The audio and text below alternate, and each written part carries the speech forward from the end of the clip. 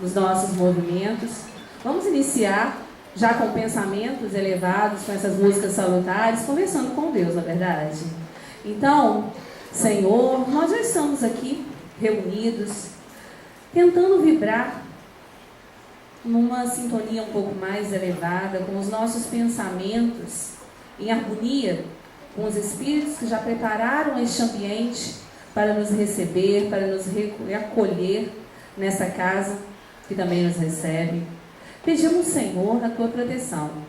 Pedimos, Senhor, que amplie os nossos sentidos para que possamos absorver os ensinamentos que aqui serão ministrados, que possamos aqui absorver tudo aquilo que viemos em busca, as nossas carências, todas as nossas dificuldades, que tenhamos aqui as respostas que viemos buscar, aquelas perguntas mais íntimas. Senhor, que possamos contar com este apoio, que sejamos dignos dele e que neste momento, nessa noite, estejamos abertos para tudo aquilo que nos vai ser ofertado, certo da Tua proteção, Senhor, certo do apoio, do amparo que já estamos tendo. Pedimos em prol do nosso orador da noite, Leandro, que preparou o estudo, que ele possa ser amparado, protegido, guiado pelo Teu amor e pela Tua bondade, e que possamos seguir com este evento sobre a Tua guia, com as Tuas luzes nos iluminando, e ser conosco, Senhor, hoje, agora e para todo sempre. Hoje quem vai continuar o trabalho, substituindo na programação um outro orador que teve um imprevisto e não pôde estar conosco, vai ser o Leandro, que já ministrou hoje pela manhã um seminário a respeito de demência, e ele vai falar nessa noite para nós sobre transtorno bipolar, um olhar médico espírita. Então, Leandro, a palavra é sua. Boa noite a todos, que a paz de Jesus nos envolva nesta noite, permitindo que a gente continue essas vibrações que foram emanadas e nos alimentaram com a música, se estenda durante esses 60, 50 minutos que a gente vai conversar um pouco com vocês.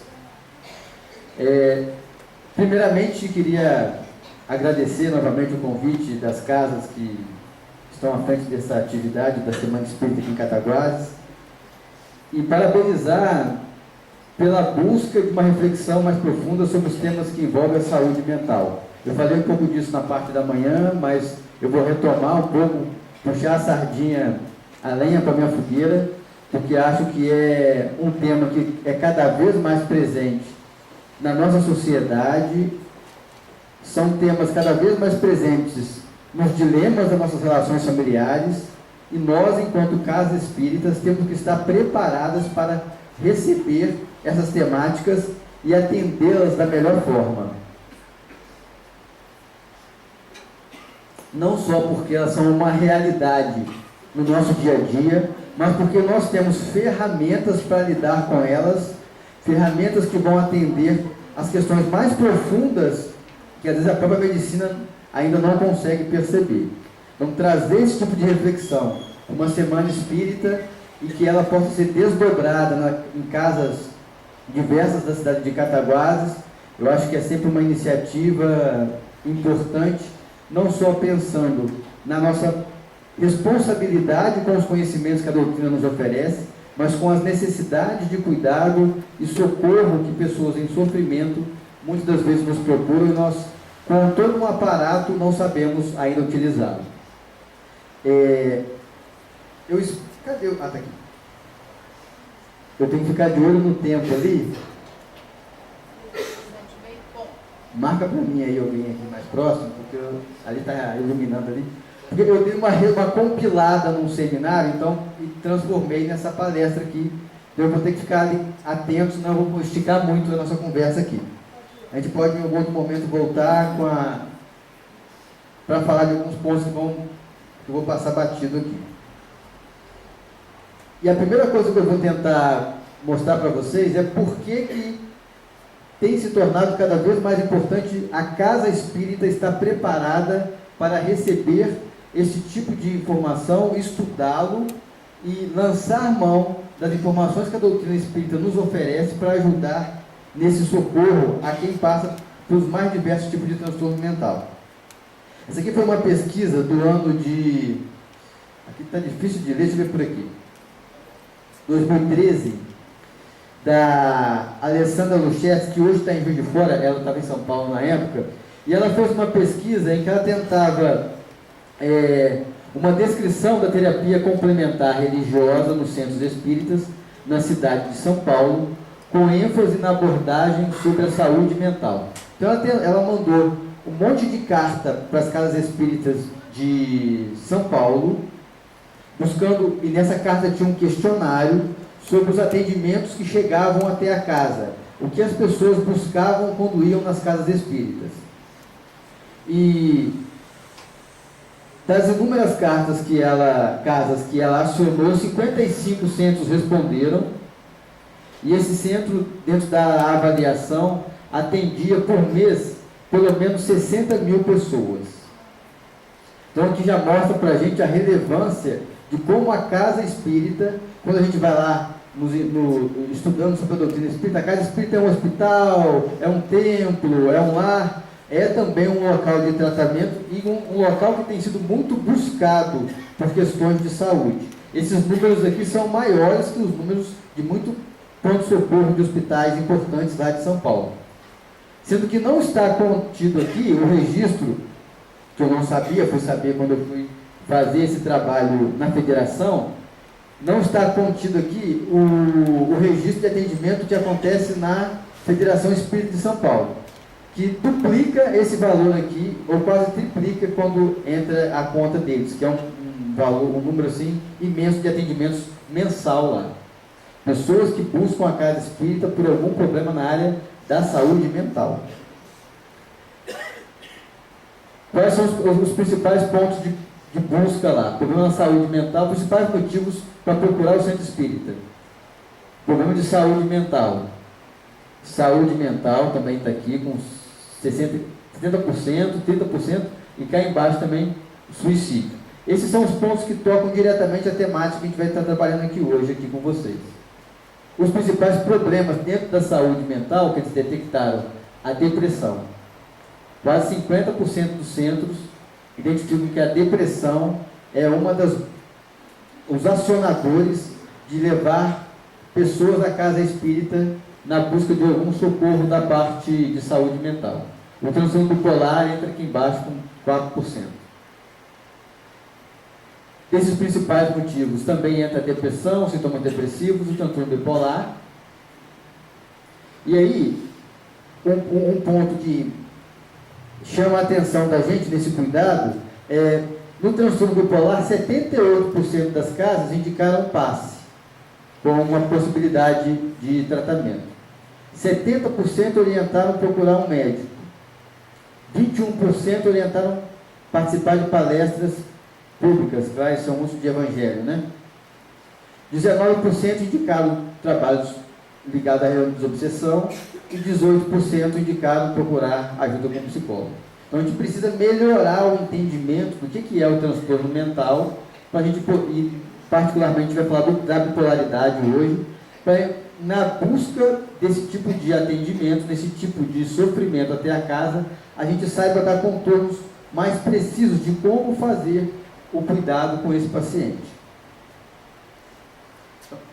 Aqui então era só mesmo para a gente falar um pouco da importância, da relevância de se trazer para as reflexões da casa espírita a temática da saúde mental. Eu estou pegando um ponto, que é o transtorno bipolar, que é um transtorno que aparece dentre os transtornos mentais, mas não é o que mais a gente encontra no nosso dia a dia. E vejam como ele por si só já tem repercussões importantes nas buscas do sofrimento daqueles que nos procuram também.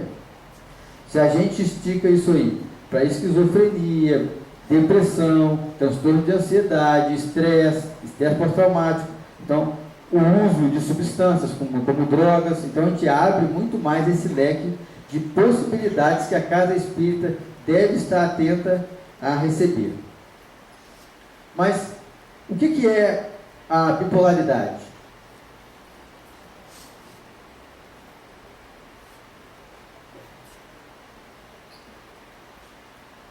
Primeiramente, entender que esse é um conceito que, embora a gente atualmente ouve com mais frequência, ele já foi descrito no século I. Então, tem tempo bastante já de entendimento, ou de pelo menos de construção do raciocínio, dessa percepção de alteração no humor. E isso foi se avançando, e hoje em dia a gente tem cada vez mais utilizado o entendimento do espectro bipolar, entendendo que existe uma variação que não é simplesmente limitada a alguns conceitos que a gente tinha antes, mas uma abertura de possibilidades dentro desse transtorno. Se a gente for pensar um pouco sobre a epidemiologia, sobre como ela se manifesta na nossa sociedade, a gente vai ver que existe uma relação, uma semelhança, né, entre os homens e o transtorno bipolar 1, que eu vou explicar melhor o que é, e a mulher e o transtorno bipolar 2. Não quer dizer que o homem não possa ter o transtorno bipolar 2 nem a mulher 1, mas em números a gente encontra essa maior relação. Normalmente o homem com uma apresentação aos 18 anos, a mulher aos 25 anos. E muito mais do que isso, o transtorno bipolar 1 aos 18 anos e o 2 aos 25 anos. Muitas das vezes vocês vão perceber, eu vou descrever melhor isso, você tem um quadro que até então era conhecido como uma depressão, e só depois você então diagnostica que não é mais uma depressão, mas sim um quadro de bipolaridade. Por isso ele demora mais para ser percebido, o 2. Existe um grau de familiaridade, de descendência familiar, o risco é quase de 10 vezes maior para quem tem familiar na família, quem tem um paciente com transtorno mental da ordem bipolar, a chance de herdar é maior. Isso é demonstrado também, essa contribuição genética, quando a gente vai fazer estudos, e quase 80% de gêmeos idênticos trazem a manifestação clínica. E conectando um pouco com a temática que a gente trabalhou pela manhã, existe um risco maior de desenvolver a demência, os quadros de bipolaridade. Na manhã a gente falou muito do quadro da depressão como um fator de risco para a demência, e a depressão é uma das fases do transtorno bipolar. Então ela torna o transtorno bipolar também um fator para o desencadeamento de algumas demências. Não quer dizer que todo mundo que tem o transtorno bipolar vai necessariamente desencadear um quadro de demência, mas ele se torna, ele entra num risco maior. E aqui é um ponto importante, que a gente começa a tentar fazer umas conexões com as informações que a medicina traz, com a percepção que nós temos da existência de uma manifestação mais profunda do espírito e da sua necessidade de reajuste. Existe, junto com o transtorno bipolar, uma maior frequência de hipertensão, doenças endócrinas e metabólicas, diabetes, alterações da tireoide, alterações de colesterol, sinalizando para a gente que talvez não se trate simplesmente de uma alteração de âmbito cerebral, de ordem mental, mas sim de um caráter sistêmico para as alterações que acontecem.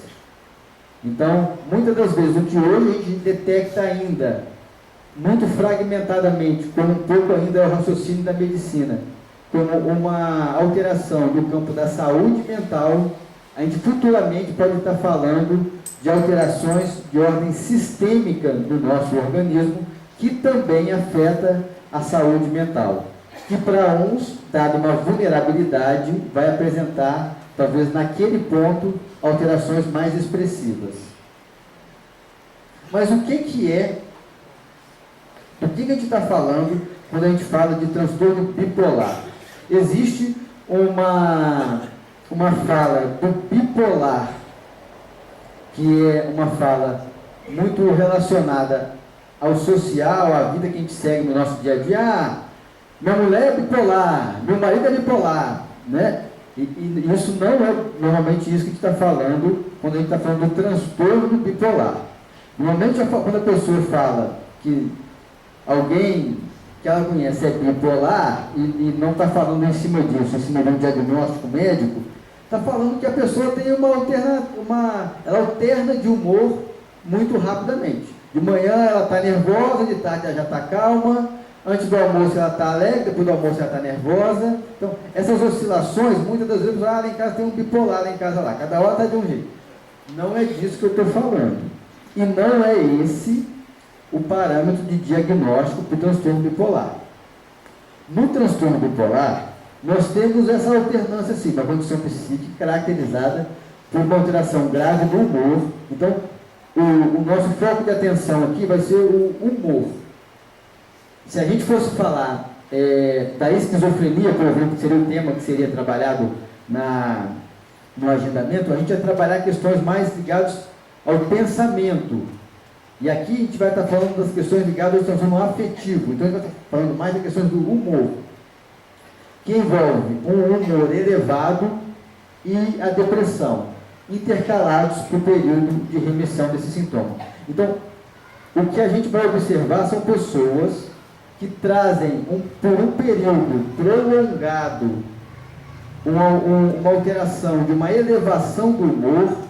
A pessoa fica muito falante, muito alegre, muito eufórica, fora de um parâmetro que você percebe que é razoável ali, o bom senso te indica como razoável, e a pessoa também, e aí ela passa por essa etapa, às vezes tem um momento sem nenhuma alteração, e depois, ou logo em seguida, pode desencadear um momento de depressão, e uma depressão também que tende a ser uma depressão mais grave, mais intensa, do que uma depressão leve, que às vezes é o diagnóstico mais encontrado na população.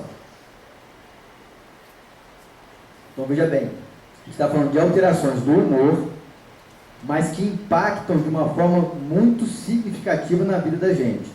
E esse é um ponto fundamental para a gente começar a compreender alguns mecanismos que vão ligar o que a gente tem de conceito da parte médica com as possibilidades da parte espiritual.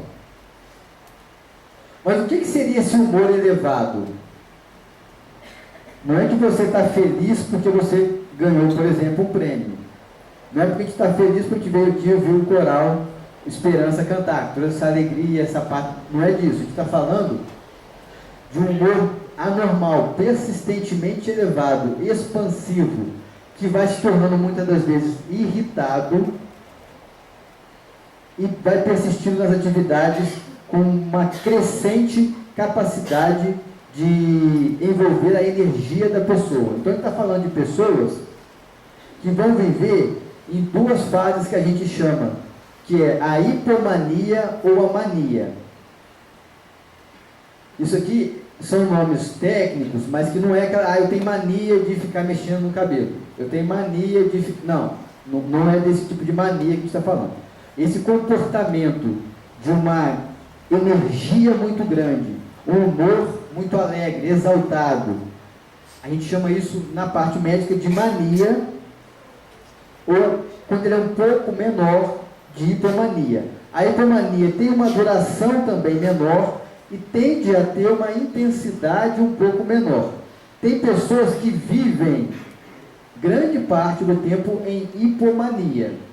Tem uma paciente que ela era a funcionária mais requisitada no serviço dela. Ela trabalhava fazendo biscoitos, salgadinhos, numa grande padaria em São Paulo, e ela era a melhor funcionária. Por quê? Porque o funcionamento dela era um funcionamento mais acelerado.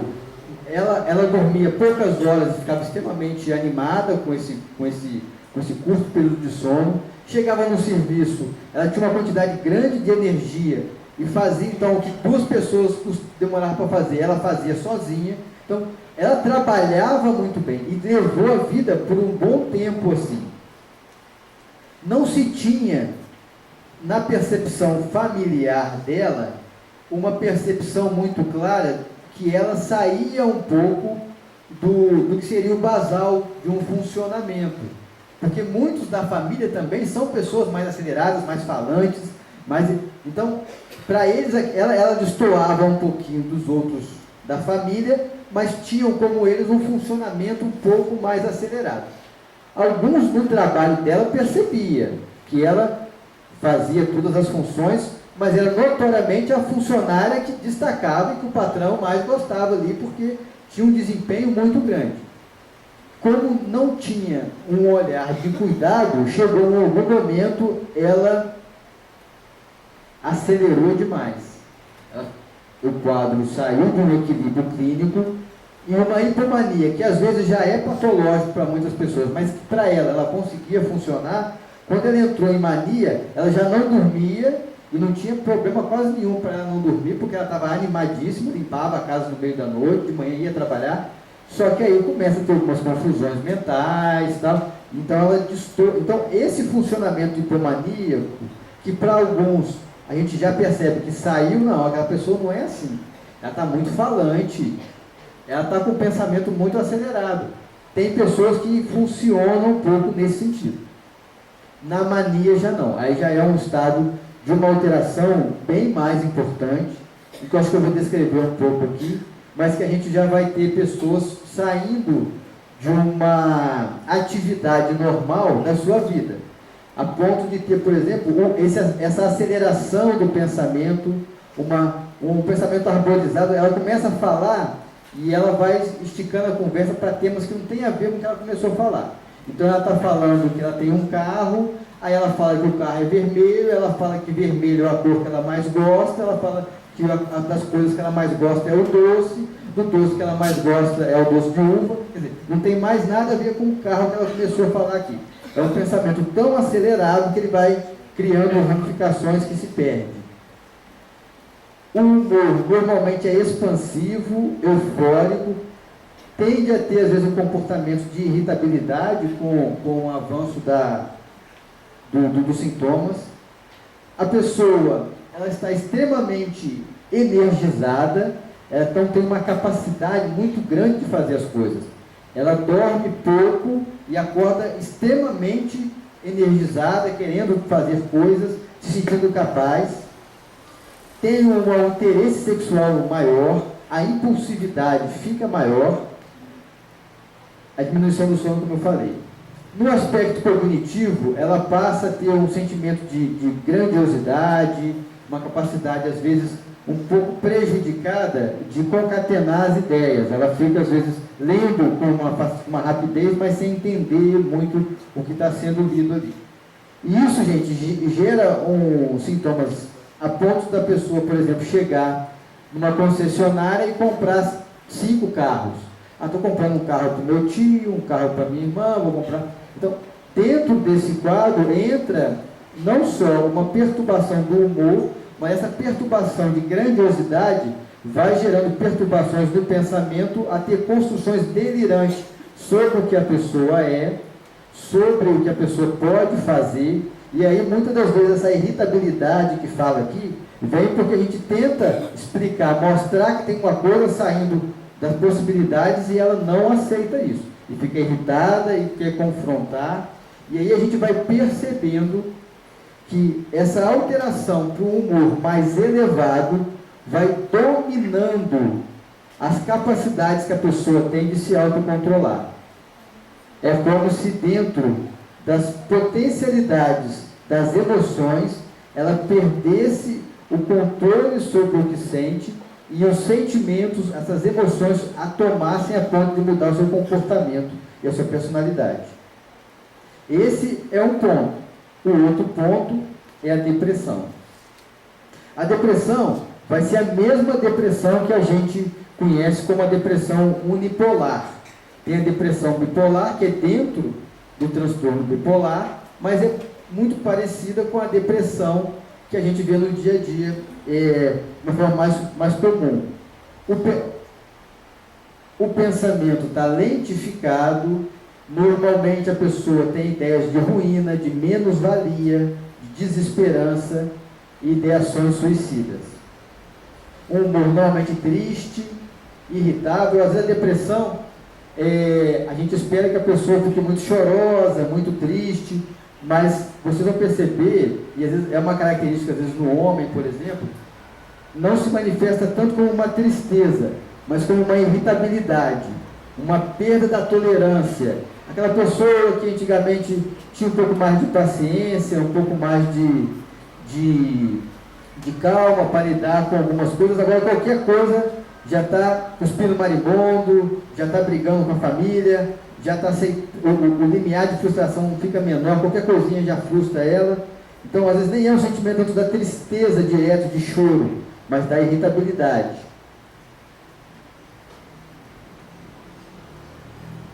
No aspecto somático, tem uma diminuição da energia, é o contrário da mania. Então, a pessoa, às vezes, não tem vontade de fazer nada, tem o que chama de anedonia, não tem prazer em fazer as coisas, não tem interesse em fazer as coisas. Aí tem uma diminuição, o sono fica alterado, às vezes pode ser para mais ou para menos. Tem gente que tem uma capacidade de ser mais reclusa, de ficar dormindo mais, e tem gente que tem dificuldade para pegar no sono. Normalmente até inicia o sono, mas acorda várias vezes à noite. No aspecto intelectivo, cognitivo, tem naturalmente uma diminuição do prazer, uma dificuldade na concentração e na memorização. Muitas das vezes esses sintomas são entendidos como preguiça, como desinteresse, como a pessoa é muito folgada, não quer fazer nada. E a gente tem que ter a percepção de que não é que a pessoa não quer, ela não tem vontade, não tem uma necessidade para aquilo. É diferente quando a gente tem vontade ou tem interesse, mas está com preguiça. Eu até quero, mas vou ficar aqui que é melhor, está mais gostoso ficar aqui. Não é disso que se trata. A pessoa não tem para quê, não vem energia para fazer aquilo. E aí, por isso que ideias e contemplações de suicídio se tornam mais grave em quadros depressivos. De um modo geral, a depressão, como um fenômeno, ela pode ser leve, moderada ou grave. Então, quando a gente fala daquela sintomatologia, ela não necessariamente vai ser as mais intensas, podem ser os sintomas mais leves. Mas ela é caracteristicamente marcada pelo humor deprimido, pela anedonia, pela diminuição da energia, com grande capacidade de fatigabilidade. Então, a pessoa, às vezes, passa a perceber que ela até vai para algumas atividades que ela gosta, que ela, de certa forma, vai arrastada, mas vai. Mas ela não aguenta mais como ela aguentava fazer as coisas. E é claro, quando a gente fala dos sintomas psiquiátricos, isso não pode ser de um dia. Hoje eu estou assim, hoje eu posso estar um pouco mais entristecido mesmo, posso ter acordado com mais cansado. Mas tem que ter uma durabilidade e uma constância para a gente poder aí avaliar como algo de um transtorno. Deixa eu ver como é que está o tempo aqui, acho que eu estou mais ou menos. Eu vou tentar deixar para o final, para a gente fazer algumas perguntas que a gente tenta abrir para atender algumas que vocês têm. Por ser uma parte mais técnica, é um pouco mais chato agora, mas a gente vai tentando mesclar com alguns conhecimentos que vocês já têm também e vai melhorar agora. Então, como eu falei, existem duas classificações dentro do bipolar. O bipolar 1, que ele é caracterizado por um episódio de mania, com humor elevado, como eu falei, e que pode ter sido precedido ou sucedido de um episódio de hipomania ou depressivo. Então, aqui, essa linha do meio aqui, é a nossa movimentação emocional, no nosso humor, nossos laços de afetividade basais, assim, é o que seria esperado para cada um de nós. É claro, né, gente, que a gente oscila, tem dia que a gente está um pouquinho mais animado, um pouco mais deprimido, a gente fica alternando nessa linha do meio aqui. O transtorno bipolar, a pessoa vai ter uma grande alteração, uma elevação bem significativa, que pode ter sido precedida ou sucedida por uma depressão. Não necessariamente é contínuo aqui, a gente pode ter um episódio de estabilidade e em algum momento tem que ter um episódio depressivo para caracterizar o transtorno bipolar. Do tipo 1. O tipo 2, que é o que às vezes é mais característico em mulheres, como a estatística mostra, ele muitas das vezes ele vai ser percebido, detectado com o passar do tempo. Às vezes a pessoa tem o quê? Um histórico de depressão, que ela melhora, faz o tratamento, fica melhor. Tem um outro quadro de depressão, que ela melhora, já não está mais em tratamento, então não é uma alteração levada pela medicação, porque a medicação pode também levar esses aumentos aqui, por isso tem que ser bem controlada. Mas não é com a medicação, a pessoa então, que sempre teve um quadro mais deprimido, passa a ter um aumento de energia que não é tão acentuado quanto na mania, mas já equipara a hipomania. Para aquela pessoa que sempre teve um funcionamento mais deprimido, foi uma pessoa mais isolada, que sempre quis ficar mais em casa, que por vezes teve episódios de uma tristeza mais intensa, é muito claro para quem está próximo dela perceber que ela está animada demais, interessada demais, com vontade que nunca teve, e aí normalmente busca novamente o médico para poder entender o que pode estar acontecendo. Aqui tem um ponto importante que às vezes passa despercebido, que a maioria dos pacientes chegam para a gente assim. Cada vez mais existe uma detecção, que nem sempre é real, mas de fato acontece, de sintomas depressivos ou de entristecimento sendo tratados como depressão. E aí a pessoa inicia o uso de uma medicação e naturalmente a medicação leva a uma melhora e a pessoa, entendendo que já está melhor daquele quadro de tristeza, de uma angústia muito forte, ela para de tomar a medicação por conta própria. Algumas dessas pessoas, em 15, 20 dias, voltam a ter os sintomas de novo, porque ainda necessitava do tratamento. Outras têm uma melhora por um tempo, mas futuramente voltam a ter os sintomas. E tem aquela caixinha que ficou na casa guardada lá, que ela não acabou o remédio, volta a tomar o remédio. E aí, o que deveria ser um tratamento com começo, meio e fim, passa a ter um começo, mais ou menos um meio, e o fim nunca tem. Existe um risco nisso. O primeiro risco é que você não trata a depressão, se é que é uma depressão mesmo. E o segundo é que, em alguns casos, a medicação, como ela tende a te tirar do quadro depressivo, ela pode fazer o que a gente chama de virada maníaca, e te tirar daqui e te jogar cá para cima. Então, pessoas que chegam com sintomas de um aceleramento, que nunca tiveram isso, e que foi desencadeado por um uso inadequado, ou até acompanhado também, acompanhando com o médico pode acontecer isso, da medicação. E aí, quando a gente fala de depressão, a gente tem que parar para tocar num tema que cada vez mais tem tomado as manchetes dos jornais, cada vez está mais presente nas nossas relações sociais, nas nossas relações familiares, que é o suicídio. Eu não vou entrar nele com o devido cuidado que ele merece e atenção, porque teremos desdobramentos aqui durante a Semana Espírita sobre essa temática. Mas é fundamental que nós entendamos que, dentre todos os transtornos, o transtorno de humor, e dentro deles está o transtorno bipolar e a depressão, principalmente, é o principal fator, e olha como ele é bem significativo aqui diante dos outros, para levar ao quadro do suicídio. Alguns números chamam a atenção, né? Um suicídio a cada 40 segundos. Então, isso aqui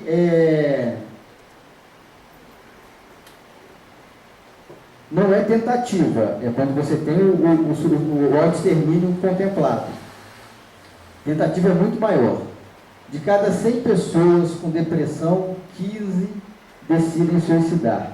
Se a gente compreende que a depressão tem tratamento, e às vezes o que mais torna vulnerável o quadro depressivo não é a falta de tratamento, mas o preconceito contra o tratamento, o preconceito contra ter depressão.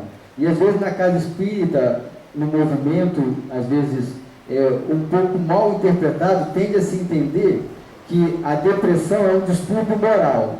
Eu tenho que ser feliz, não posso deixar o pensamento de tristeza me dominar, eu tenho que ser forte contra as ideias que vêm à minha mente. Sim, existe uma busca de cuidado com o que nós pensamos, com o que nós sentimos.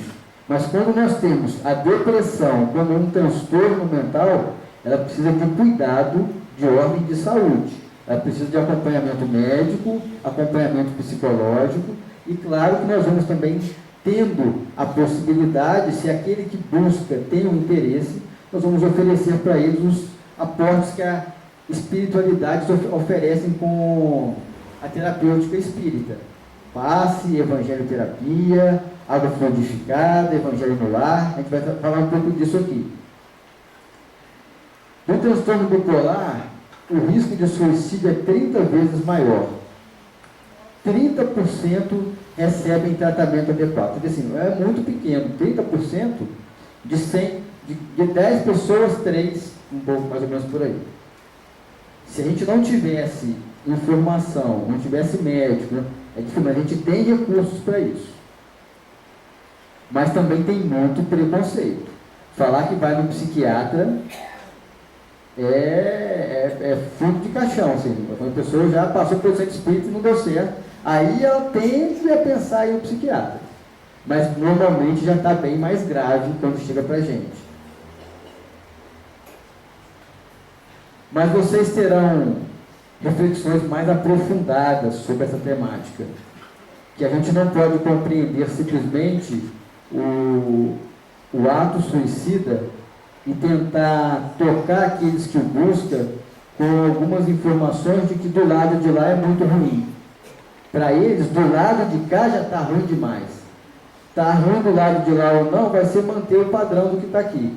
Então, talvez valha a pena pagar para ver. Então, a gente tem que entender melhor o que está acontecendo com essas pessoas, que sofrimento é esse que as coloca numa posição de tanta vulnerabilidade. E nós, enquanto doutrina espírita, enquanto casa espírita, temos muito a oferecer no acolhimento dessas pessoas que passam pelo transtorno depressivo.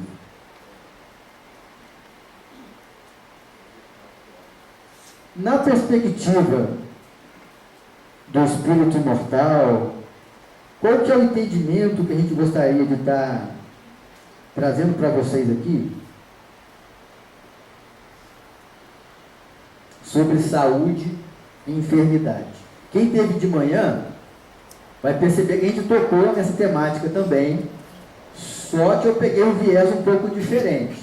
Eu vou trazer também uma descrição um pouquinho diferente da que foi feita pela manhã, mas que se complementam.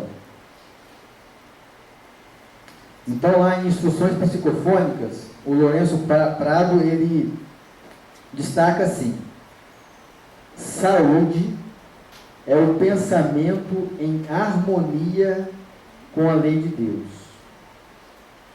E a gente já começa a perguntar como é que está a saúde da gente, né?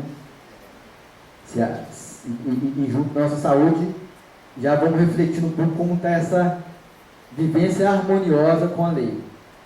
Doença é o processo de retificá-lo, corrigindo erros e abusos perpetrados por nós mesmos ontem ou hoje diante dela. Então, embora estejamos falando de uma temática que pode não necessariamente tocar a individualidade de cada um de vocês, nós vamos falar de questões que tocam a cada um de nós dentro das nossas necessidades. A partir de um tema como o transtorno bipolar, eu posso trazer reflexões que tocam a ordem dos conflitos internos que eu tenho dentro de mim. E é um pouco dentro disso que Lourenço vai trazer quando ele fala que a saúde, quando pensar em saúde, pensar numa conexão direta com a minha forma de lidar com as leis divinas. E como que isso, como seria um mecanismo para compreender um pouco melhor a ligação de um distúrbio, de uma doença com as questões ligadas com o entendimento da ordem moral que nós vivenciamos. A gente poderia tentar, num esforço aqui de fosforilar um pouco, fazer algumas conexões assim. O desrespeito com a vida, e aí tanto a nossa vida quanto a vida do outro, o que pode ser esse desrespeito? Ações menos nobres das nossas manifestações mentais, das nossas movimentações, às vezes fruto ainda da nossa muito fragilizada fé, que nos leva a uma insegurança e a manifestações de sentimentos como egoísmo, orgulho, nos levam a esse desrespeito com a vida, gerando uma desarmonia com a lei divina, que vai ser registrada como consciência de culpa, e se a gente for pensar na parte de vitalização de energia, como uma desvitalização, que vai ser registrada nas engrenagens perispiríticas do nosso corpo energético. Dessas engrenagens, dessas células perispiríticas, nós vamos ter a possibilidade do processo reencarnatório de trazê-las como registros de marcas genéticas, e isso, quando marcado de forma na formação de uma célula, pode desenvolver alguma desfunção orgânica. Naturalmente, nós temos algumas potencialidades que não se desenvolvem, mas existem outras que se desenvolvem diante das necessidades que cada um de nós vai apresentar dentro do processo reencarnatório das suas possibilidades de evolução. Então, esse é um traçado, um rascunho, que a gente vai tentando fazer um exercício de fazer conexões entre questões que nos desvinculam na caminhada segura junto à lei para uma desarmonia da nossa parte orgânica.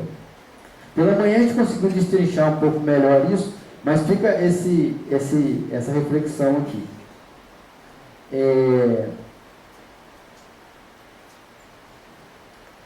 Emmanuel vai falar o seguinte: a saúde é a perfeita harmonia da alma, para a obtenção da qual muitas vezes há a necessidade da contribuição de moléstias e deficiências transitórias da terra. Então, isso aqui deve nos alertar para como nós compreendemos as perturbações, as alterações de ordem clínicas, de saúde que nos acometem. O quanto que eu lido com a minha hipertensão, o quanto que eu lido com a minha diabetes, o quanto que eu lido com a minha gastrite. É com revolta, tomo remédio forçado todo dia, porque a minha mulher leva lá para me tomar de manhã. É com insatisfação de não ter o corpo perfeito que eu gostaria de ter.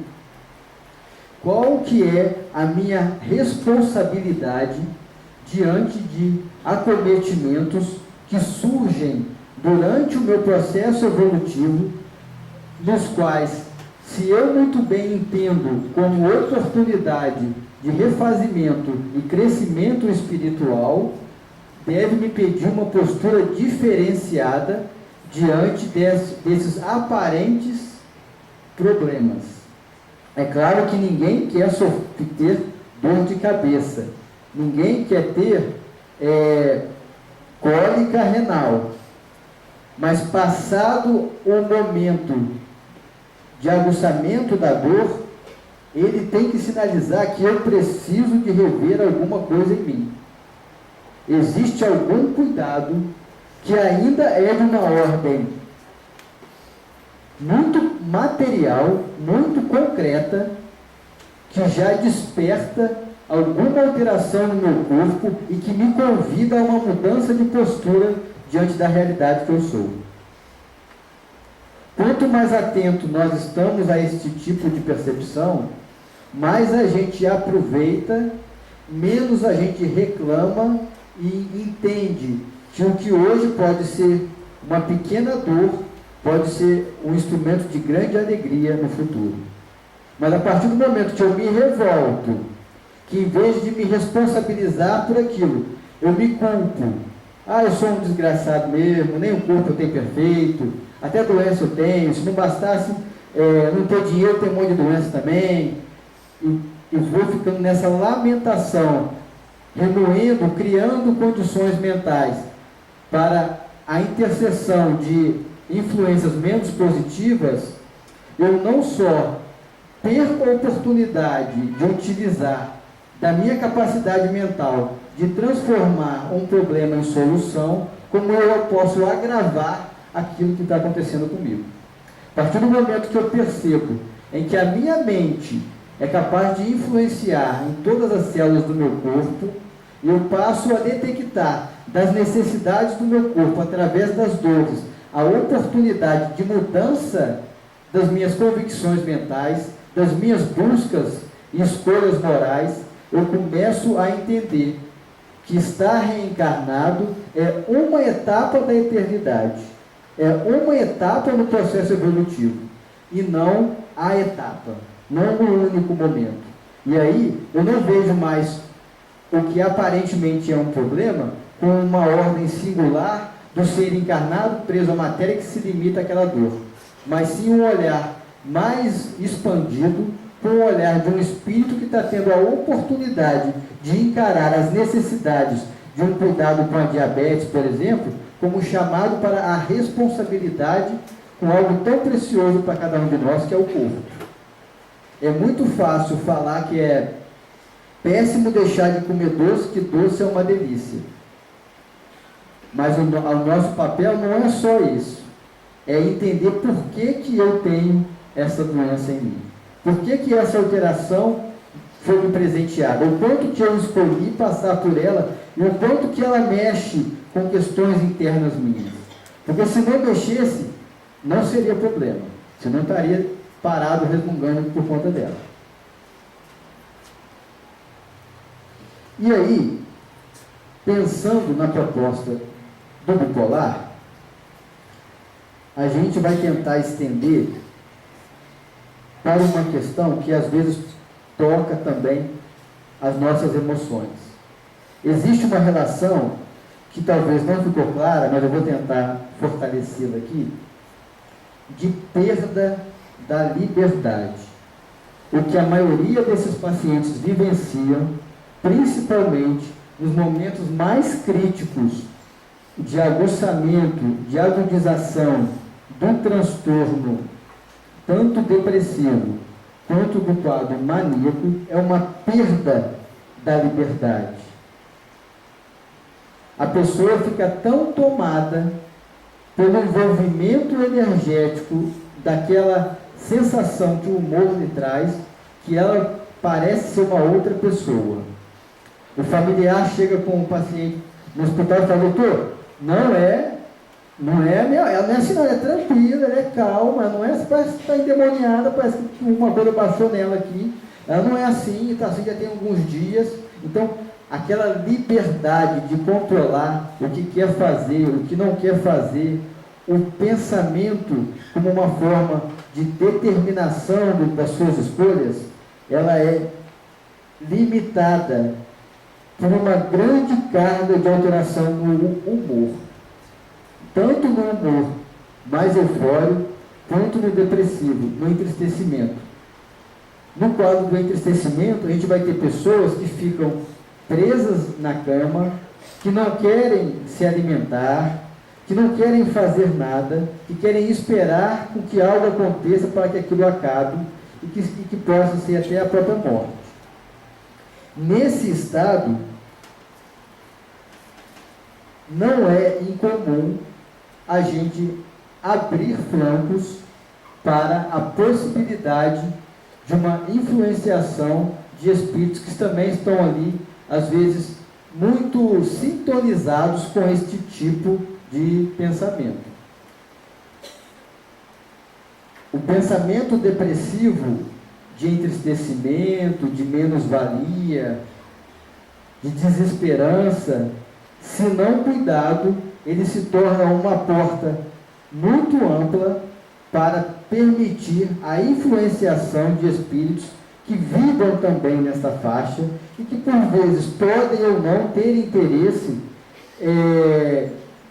menos felizes com aquela pessoa que sofre desse processo mental. Então, quanto à atenção a esses momentos, ser uma possibilidade de fragilidade para a manifestação de ideias externas menos felizes.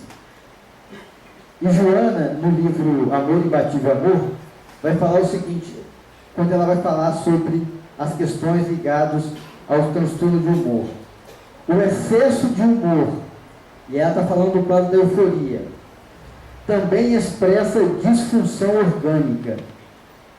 Então não é só então não é uma questão espiritual que está envolvendo aquela pessoa. Temos que entender que nós somos espíritos. E nós estamos a todo tempo vivenciando as manifestações do espírito e da matéria. Mas existe uma disfunção orgânica, revelando-se em traços da personalidade de forma exagerada de otimismo, que não tem qualquer justificação de conduta normal, já que se torna uma euforia responsável pelas alterações do senso de realidade. Então, aqui Joana está descrevendo um pouco o que é a perda da liberdade quando se tem, ou do controle sobre si, sobre suas escolhas, quando nós estamos envolvidos por esse excesso de humor. Perde-se nesse estado o contorno do que é real e passa-se ao exagero, tornando-se irresponsável em relação aos próprios atos, já que tudo entende como de fácil manejo e definição. Em tal situação, quando irrompe a doença, há uma excitação que conduz o paciente a contras, agitação, insônia, disfunções de concentração. Então, o que Joana está descrevendo aqui é a perda de controle, a perda da liberdade de controle das suas capacidades psíquicas quando a gente tem uma emanação do humor. E isso pode se dar tanto no exacerbamento da euforia como na extinção com a tristeza. E qual que seria o antídoto para isso? Como a gente lida com isso aqui? Qual seria o remédio para cuidar disso aqui? Porque, veja bem, nós estamos falando aqui na perspectiva de alterações que extrapolam o que é normal dentro de parâmetros sociais. Mas se nós formos pensarmos em nós mesmos, quando nós também não extrapolamos o que é o parâmetro normal para o nosso basal, para a nossa capacidade mais rotineira de vivência com as nossas emoções. Quem que por vezes já não teve um estado de uma impulsividade maior diante de uma situação? Quem que diante de uma situação ficou extremamente irritado a ponto de tomar posturas que não são comuns a ele? Quem que diante, às vezes, de uma situação de entristecimento, se deixou abater muito com aquilo e perdeu, às vezes, a oportunidade de acionar recursos que poderiam resolver um problema? Dentro da nossa perspectiva interna, nós também oscilamos com as nossas emanações do humor. O humor também nos toca. Nem sempre nos tornamos tão vítimas deles a ponto de fazer repercussões de ordens sociais como essa, de comprar milhões de coisas, vender e achar que é o dono da casa espírita. Mas, por vezes, nós também nos pegamos em momentos em que nós temos descompassos nas nossas ações mais harmônicas por uma ação mais imediatista ou energeticamente mais estimulada por alterações do nosso campo emocional. E como que a gente lida com isso? O que é que nós temos de recursos, de estratégias para manter durante esses momentos em que a gente parece se descompor recursos para nos retornar a uma estabilidade? E aí, dentro da perspectiva de perda da liberdade, nós vamos lembrar aí, quem gosta de música, e Renato Russo falando que disciplina é liberdade. Então, se a gente perde com as alterações da emoção a liberdade, um dos grandes medicamentos para tratar a perda da liberdade é a disciplina. Não por isso, quando questionado, Emmanuel foi muito categórico e claro com Chico sobre as necessidades que ele teria se ele quisesse abraçar mesmo o que ele se propôs a abraçar. Disciplina, disciplina e disciplina. Porque com a disciplina nós somos livres. E é um pouco isso que Joana vai falar nessa obra Mestres de Amor. Em ti mesmo, a reencarnação significa escola de iluminação, mas também cárcere disciplinar, em cuja oportunidade adquires recursos e valores que te propiciam liberdade e ascensão. Então, o quanto essas necessidades que parecem ser cárceres para nós, é um processo de iluminação dentro da escola reencarnatória. A felicidade do homem decorre da disciplina que este se impõe. Educação da vontade, correção dos atos, moderação da voz, domínio dos impulsos. Dentro das estratégias de tratamento para o transtorno bipolar, cada vez mais a estratégia de utilização de atividades de disciplina se tornam terapeuticamente mais responsiva. Então a gente vai ver grupos em que você vai orientar, olha, o bipolar tem que dormir bem, então tem que ter um horário regrado de dormir. O bipolar tem que ter um horário regrado de tomar as medicações. Ele tem que ser disciplinar nas suas atividades, tem que fazer atividade física.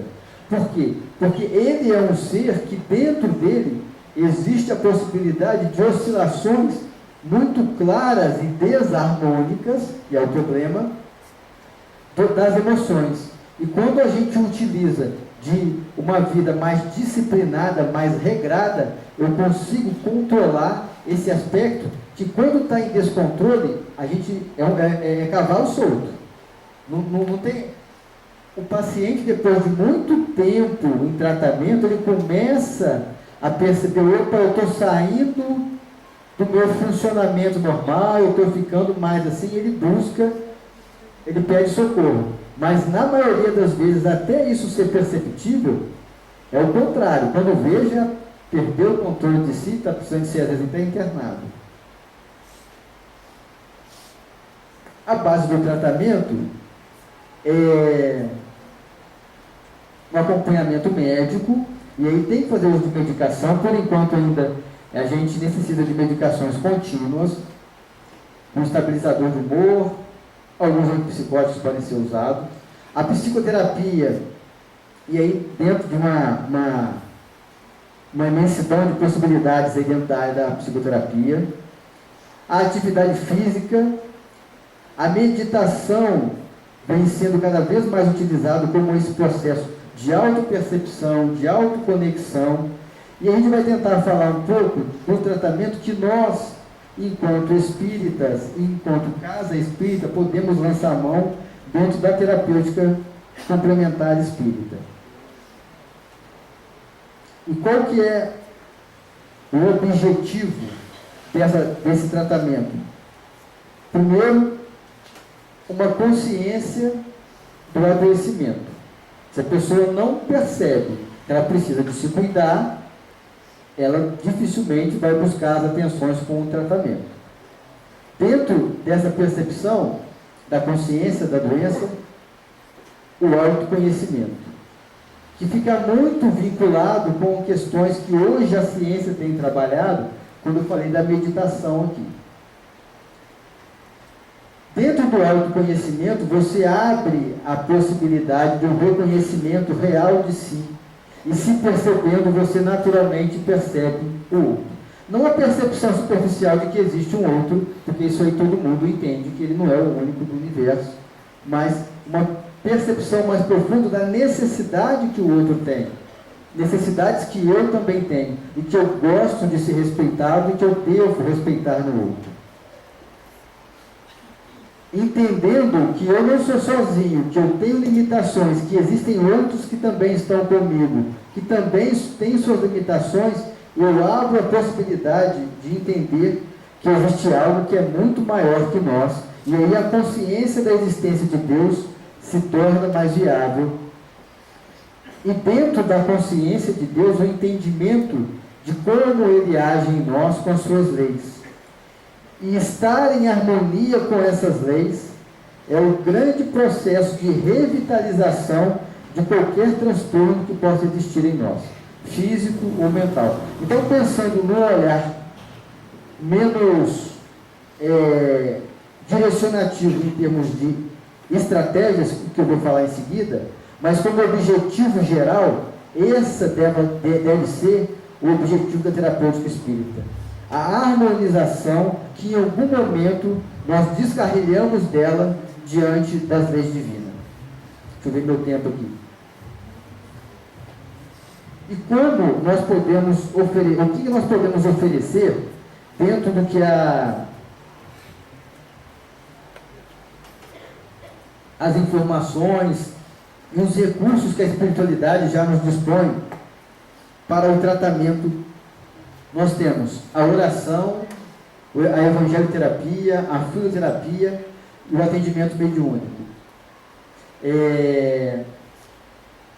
Joana vai falar o seguinte: a mente que ora sintoniza com as fontes da vida, enriquecendo-se de forças espirituais e lucidez. Terapia valiosa. A oração atrai as energias refazentes que reajustam moléculas orgânicas no mapa do equilíbrio físico, ao tempo que dinamiza as potencialidades psíquicas e emocionais, revigorando o indivíduo. É claro que vai chegar o tempo em que nós viveremos em um estado quase que de oração, quando nós tivermos em nossas vibrações mentais e emocionais amplitudes e desejos mais elevados. Mas enquanto nós não conseguimos isso, que nós busquemos o nosso momento de recolhimento e oração, porque eles são fontes de revitalização das moléculas orgânicas de equilíbrio físico, psíquico e emocional. O Evangelho com o estudo e a vivência. É ótimo estudar. Eu vou lá na casa espírita, eu tenho um grupo de estudo aprofundado do Evangelho, sou catedrático no estudo do Evangelho, ótimo, as reflexões e a percepção dos ensinamentos de Jesus são fundamentais para o nosso entendimento e melhorar a nossa capacidade de lidar com as situações da vida. Mas se nós não vivenciamos o que a gente estuda, a gente está ainda precisando de subir um degrau nesse processo. Entendendo que Jesus vivenciou. E se nós nos intitulamos, no mínimo aí, seres inspirados por eles, se não nos dizemos alunos ou seguidores de um mestre, que nós vivenciemos os seus ensinamentos, porque eles são ações terapêuticas do processo de equilíbrio psíquico e emocional. Eu não vim destruir a lei, mas dar cumprimento. Então, se você percebe, lembra daquela frase lá do Prado, que ele falou que a harmonia com as leis divinas é saúde? Se você percebe que existe algo deficitário na sua saúde, busque ver aonde que existe uma necessidade de cumprir com algumas das orientações que Jesus nos trouxe, porque vai ser um caminho seguro para o reequilíbrio desse distúrbio que hoje não pode ser contemplado como saúde integral ainda. A fisioterapia com passe e água fluidificada. E veja que muitas das vezes nós temos pessoas que frequentam as casas, que têm um envolvimento com a casa espírita, mas que nos momentos que estão adoecidos, estão em depressão ou com algum outro transtorno de ansiedade crônico, estresse, algum transtorno, algum desequilíbrio mental, emocional, em vez de buscar a casa, ele se afasta. Em vez de buscar as possibilidades terapêuticas que a casa tem, ele se isola. E aqui, como que Emmanuel vai falar sobre a importância do passe? Como a transfusão de sangue representa uma renovação das forças físicas, o passe é uma transfusão de energia psíquica, com a diferença de que os recursos orgânicos são retirados de um reservatório limitado, e os elementos psíquicos o são do reservatório ilimitado das forças espirituais. Então, que nós lancemos mão desses recursos que a casa nos oferece. E a água fluidificada também está aqui como uma das possibilidades. O atendimento mediúnico, como a gente vai observar, em alguns casos, a gente vai ter, junto com a interface da patologia, as nossas vulnerabilidades, abrindo possibilidades para algumas influenciações que podem também ter uma ordem de graus mais intensos, sendo classificada como uma obsessão. Mas, quando a gente fala de obsessão, eu acho que eu trouxe esse slide aqui pela manhã. É importante que a gente atente a isso aqui, ó. O pensamento e o estado emocional negativo cria zona mórbida em nosso campo mental, facultando a inoculação de pensamento alheio, que virulento, pode ser de teor inferior, por ser de teor inferior, age em nós como se fora uma afecção mental, instalando-se em decorrência o processo obsessivo. Veja bem, pensamentos e estados emocionais negativos, isso é com a gente, não tem nada a ver com o obsessor. Nós, dentro desse processo de emanação vibracional, criamos zonas de morbidez que propiciam esses estados obsessivos. E aí a gente vai ter Manuel Filomeno de Miranda tentando descrever como que, de uma ordem mais biológica, esse processo pode acontecer. E ele descreve da seguinte maneira: o cérebro do hospedeiro, bombardeado pelas ondas mentais sucessivas do hóspede em desalinho, recebe as partículas mentais que podem ser consideradas como verdadeiros elétrons com alto poder desorganizador das conexões neurais. Então, as emanações mentais do obsessor, elas imantam e direcionam energia que desestabilizam as conexões neuronais que existem dentro do ser que está sendo ali obsediado, e é dessas desconfigurações equilibradas, harmônicas de funcionamento, que se abrem a perspectiva para uma crise ou desenvolvimento de um adoecimento. Eu acho que basicamente era um pouco isso que eu queria trazer para vocês. Acho que ficou um pouco acelerado, porque eu tentei compilar muitas coisas, mas é abrir um pouco a percepção de que transtornos como o transtorno bipolar, eles não só devem merecer uma atenção nossa, enquanto familiares que vivenciam essa realidade, enquanto as pessoas que vivem em sociedade e temos pessoas que sofrem desse transtorno, e nós, enquanto casas espíritas, estarmos preparados, porque nós temos uma gama de recursos a ser oferecidos e que não será oferecido, pelo menos por enquanto, em outros locais.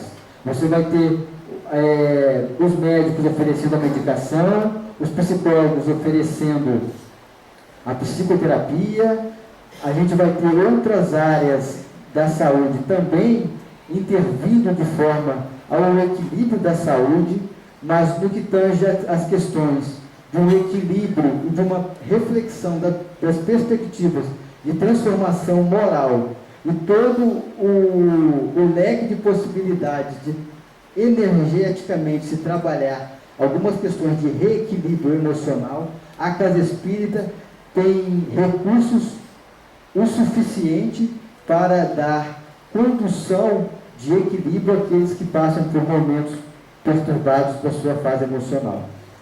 E só para fechar, a gente busca Kardec falando sobre abrindo novos horizontes a todas as ciências. O Espiritismo vem também esclarecer a questão muito obscura das doenças mentais. Veja que já era uma preocupação do Kardec, e quem gosta do estudo da Revista Espírita vai vendo que ela, que é revista psicológica de estudos espíritas, tá? Foi tendo como uma de suas bases o entendimento das doenças mentais, assinalando uma causa até agora não levada em conta, causa real, evidente, prova de experiência e cuja a verdade mais tarde será reconhecida, a parte de ação do mundo invisível nos fenômenos da natureza. Kardec, então, sinalizando que ainda o que a ciência não inteiramente percebe, mas que nós já temos recursos o suficiente para lançar mão de um que está um pouco além da matéria para o entendimento do que nos desperta o olho pelo impacto que gera na matéria. Espero ter atendido um pouco as necessidades de vocês diante as percepções um pouco mais aguçada, um pouco mais sensível das reais transformações que as perturbações emocionais podem causar na vida de quem vivencia, ainda nesse momento reencarnatório, a oportunidade de lidar com o transtorno bipolar como uma estratégia de crescimento individual. Que possamos ser instrumentos a ajudar e estar junto daqueles que vivenciam essa etapa, de forma não só a compreender o sofrimento que ali existe, mas também a ser o suporte, muitas das vezes necessário, nos momentos mais difíceis que eles necessariamente vai precisar de alguém junto deles. Que Jesus nos envolva. Eu não sei como é que está o nosso tempo, mas se tiver, eu posso responder algumas perguntas se existir. Muito obrigado.